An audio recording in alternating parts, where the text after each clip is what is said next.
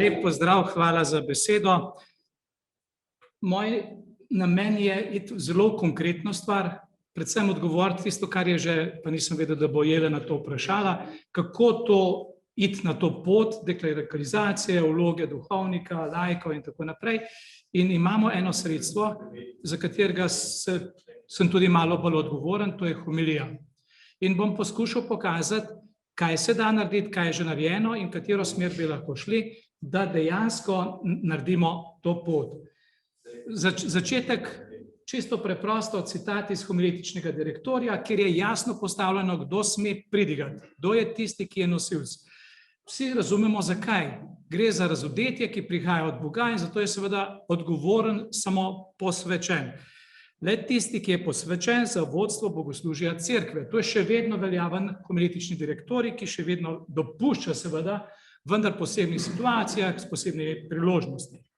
Seveda, druga stran, ki pa se dogaja že od drugega Vatikanskega koncila, je pa papež Frančišek odprl v veselju evangelija, kjer obstaja zahteva, da so vrata cerkve odprta. Da so vrata cerkve seveda ne samo fizično odprta, ampak za življenje vseh v njej. In tukaj se počasi postavlja vprašanje, ali je tisti model homilije, ki je postavljen z direktorjem, na nek način duhu tega, kar papež Frančišek pravi, in v tem dokumentu verjetno veste, da je kar celo poglavje namenjeno homiliji, pridigi. In tam bi se morala ta skupnost udeležiti celotnega bogoslužja, ker homilija presega vsako katehezo, ne gre za poučevanje, in to je pomembno, se zavedamo, da ne gre za neko učenje v veri, ampak gre za pogovor med Bogom in njegovim ljudstvom. Homilija mora odražati ta pogovor, tako pravi papež, in preprosto je del darovanja. Sem slišal, da so me popravili, ampak v povzetku sem hotel ravno to poudariti, da gre dvojno darovanje, tako darovanje Božje besede, kot darovanje potem seveda kruha in vina, Kristusa. Ampak obakrat je navzoč Kristus. In pri obeh naj bi bili vsi udeleženi v občestvu s Kristusom Evharistiji. In seveda zdaj homilija, kot je zastavljena, je drugače zamišljena. Potem je še druga stvar, v samem delu, ko papež govori o homiliji, govori o tem, da mora pridigar pristopati kot mati, ker je tudi cerkev mati. In ta materinski pristop je tisti, ki je vzame za primer, kako mati govori svojemu otroku, kako nagovarja svoje otroke. In tukaj seveda gre daleč, če vsaj malo si predstavljamo mamo, ki uči svoje otroke, gre daleč od tega, da bi mati vedela točno to, vas moram naučiti, ampak gre za nek proces pogovora, v katerem ta mati najprej posluša svoje otroke, jih sprejema in je odprta za njihovo sporočilo. In seveda tukaj je poudarjeno tudi v istem dokumentu, da je pogovor veliko več kakor sporočanje resnice. In če bi šli vprašati vse tiste tukaj, ki smo dolžni pridigati pri vsaki maši v nedeljo z Božjim ljudstvom, vprašanje, kaj pomislimo, ko se spravimo v pripravo. Ali se spravimo v to, da moram jaz sporočiti neko resnico, ali pa se vprašam, ali bom odprl pogovor med Bogom in človekom. In to je tisto vprašanje, ki bi ga rad danes odprl in pokazal, da se s nekim novim modelom homilije da iti na poti k temu, kar danes poskušamo iskati. Ne bi šel celo zgodovino homilije ali pa kako je prišlo do te podobe, kot jo imamo danes, ampak veste sami, kako je počasi v tem občestvu, prvem občestvu cerkve, bila podelitev izkušenj, ko so prihajali skupaj, so podelili in potem nadaljevali z neko Evharistijo, ki se tudi počasi oblikovala. Seveda s prihodom močnih osebnosti, ki so dejansko bili strokovnjaki na področju retorike, če vzamemo samo svetega Ambroža, svetega Avguština, in sveti Avguštin oblikuje ne samo neko teologijo, ampak tudi model, ki pa je postal preveč aristotelovski. Pri Aristotelu je definicija retorike je veščina prepričevanja, da nekoga prepričaš. In seveda Avguštin je bil mojster v tem. In to se je žal preselilo potem v našo homilijo. Je šel ta aristotelovski moment, ki je v polni meri linearen, pomeni jaz kot tisti, ki zdaj tukaj govorim, vas moram prepričati v določeno stvar in moj uspeh se meri v tem, koliko sem jaz prepričljiv. Ta model seveda zelo jasno uporablja tudi tržna komunikacija danes, ki nas poskuša prepričati določeno stvar, da pač kupimo ali ne kupimo. In to je tisto, kar je pomembno, da se zavedamo. In pri oznanjevanju seveda imamo dve plati, pridigarja in k njemu usmerjeno skupnost. Seveda, žal, pri pridigi se sliši glas samo enega. In to je tisti problem, ki je danes izredno aktualen, kot kdaj ti uspe, ko ga ne govori.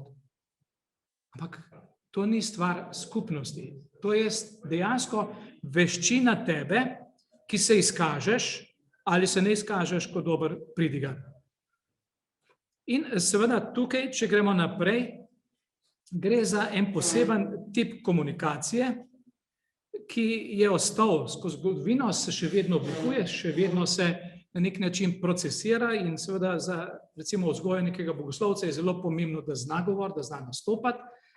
Vprašanje pa je, ali ga učimo, da obstajajo različni tipi komunikacije, ki so potrebni za neko zdravo pastoralno pridiganje, če ostanem kar pri tej besedi. Ker drugače bo samo ena stvar, mojim vernikom bo ostalo samo to, da ocenijo, ali jim je všeč ta pridiga ali ne. To jim edino prepustim. Zdaj je odvisno od mene, kako pridigam. Ne pa, da vstopijo v oznanilo, ki je temelj tistega bogoslužja. Ker kaj sem naredil iz svojih vernikov? Poslušalce. Prijemnike, pasivne, ki seveda morajo duhovščino sprejeti kot tistega, ki tam ima nek performance, če smem tako reči. Seveda, najhujše pa je, da ponovadi duhovnik, seveda, ko se pripravlja neke odgovore na nekoga, ki ga niti slišal. In naprej daje odgovore za neobstoječe težave. Smo že slišali danes od Svete Trojice do vseh mogočih teoloških vprašanj, ki so seveda zelo pomembne za razodetje. Vendar, če človek te potrebe nima, če ni prebudena ta možnost, potem me ne bo poslušal, me ne bo slišal in seveda ta skupnost Božje besede, ta daritev sploh ne bo nastopila. Nekaj možnosti so le možnosti, ki jih predlagam v neko prakso pridigarjev, homiletov, ker verjetno preden bomo karkoli zamenjali, bo treba in se mi zdi pomemben ta pristop, da se začne, če je že cerkev zdaj klerikalizirana, če je urejena tako, da ta model uporabimo za to, da jo pripravimo in vrnemo k tistemu, kar je bilo v prvem občestvu, da izkoristimo to možnost. In zato se mi zdi pomembno, da začnemo vzgojo duhovnika, ki je prav, da ima svojo vlogo, da ima to sakramentalno vlogo in to je prednost katoliške cerkve. Smo slišali Stanka, ki je govoril, ta raznolikost krščanskih cerkva. In mi imamo sakramente in prav, da ta sakramentalna vloga ostane. Vendar, kaj lahko zdaj ta posvečeni naredi za to, da bo bolj daritev celotnega občestva Božje besede, kot pa samo njegov nastop pred občestvom. Najprej je ena zelo pomembnih stvari je očesni stik.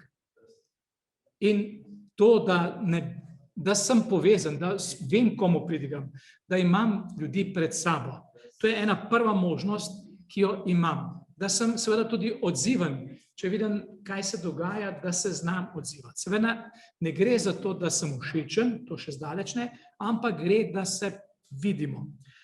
Potem je druga stvar, da je tudi pridigar iskren do sebe in do občestva. Seveda je on posrednik razodetja, vendar je samo človek.